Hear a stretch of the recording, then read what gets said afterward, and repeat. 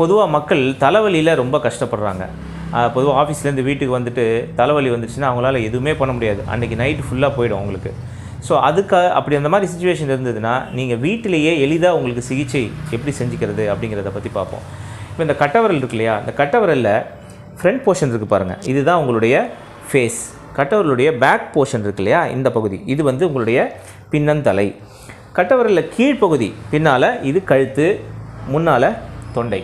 இப்போ உங்களுக்கு ஃப்ரண்ட்டு தலைவலியா இல்லை மேலே உச்சியில் தலைவலியா இல்லை பின்னந்தலைவலியா, அதை நீங்கள் உங்களுக்கு தெரியும் இல்லையா.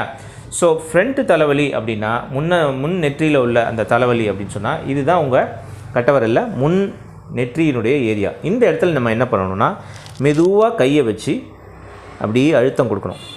இப்படி அழுத்தம் கொடுத்துக்கிட்டே இருந்தோம்னா இறைவனுடைய அருளால் கொஞ்சம் கொஞ்சமாக தலைவலி நிச்சயமாக குறையும். இது பல அக்குபஞ்சர் வைத்தியர்கள் இன்றைக்கி உலகம் முழுவதும் செய்து கொண்டு வரக்கூடிய ஒரு சிகிச்சை முறை. இதை நீங்கள் நிச்சயமாக ட்ரை பண்ணி பாருங்கள்.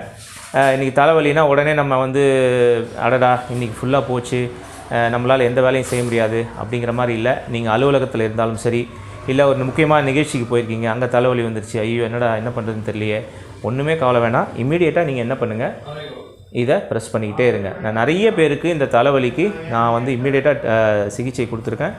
அது நல்ல பலன் அளிச்சிருக்கு இறைவனுடைய அருளால். நீங்களும் கண்டிப்பாக ட்ரை பண்ணி பாருங்கள். ட்ரை பண்ணிவிட்டு கமெண்ட்ஸில் சொல்லுங்கள் உங்களுடைய அனுபவம் எப்படி இருந்ததுன்னு. நன்றி.